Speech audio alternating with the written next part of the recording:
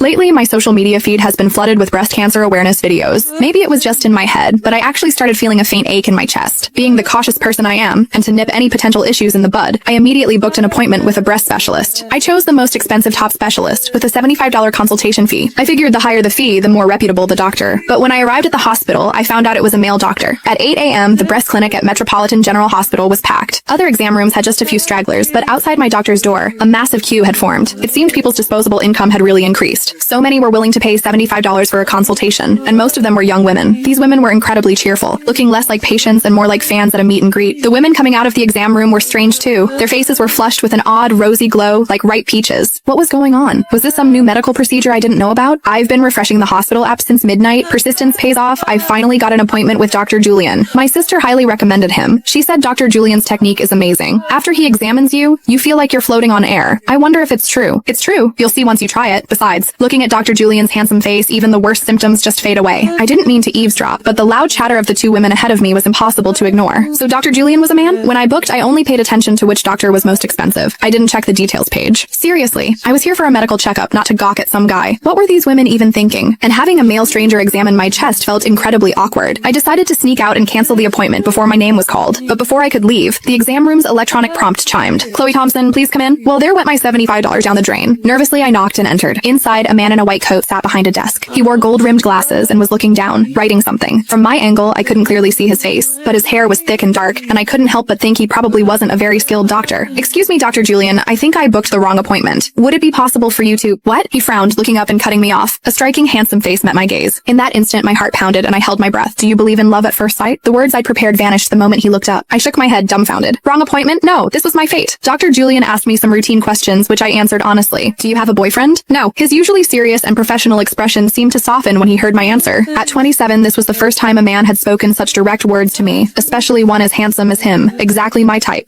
All of it?" I stammered, a blush creeping up my neck. "Including my bra?" "Yes." I'd never been to a breast specialist before, so I didn't know if this was normal, but his words sent a shiver through me, making my heart race and my hands tremble slightly. In front of him, I slowly unbuttoned my shirt, one button at a time, revealing the smooth, pale skin underneath. "Keep going." Dr. Julian's voice was low and calm, but his intense gaze never left my body. Maybe I was too nervous, but the bra that usually came off easily now seemed stuck. The atmosphere grew awkward. Dr. Julian crossed his arms, wearing an expression that seemed to say, "I've seen this before." I gave up struggling and turned my back to him. The clasp in the back seemed stuck and I can't reach it. "Dr. Julian, could you help me?" There was a brief silence in the exam room. Then, a pair of hands touched my back, cool, steady hands that quickly found the clasp. The familiar tightening, then loosening. I knew the clasp of my bra had been undone. I expected Dr. Julian to step back politely, but instead, he gently pulled me closer and slipped the bra off. "Ah!" His movements were so quick I gasped and instinctively covered myself. "How am I supposed to examine you like that? Put your hands down and lie on the exam table." Dr. Julian's tone was completely professional, as casual as if he were discussing the weather. The more nonchalant he was, the more I felt like I was overreacting, completely missing the faint smirk on Julian's lips. I lay on the exam table, my hands nervously fidgeting with my skirt. The exam room was dimly lit, and I stared at the ceiling, my heart racing. The soft thud of footsteps grew closer, and I squeezed my eyes shut, too embarrassed to look at Dr. Julian. When you can't see, your senses of touch and hearing become incredibly sharp. I heard a rustling sound beside me, then a pair of hands gently cupped my breast. I could feel his fingers, long, skilled, with a slight coolness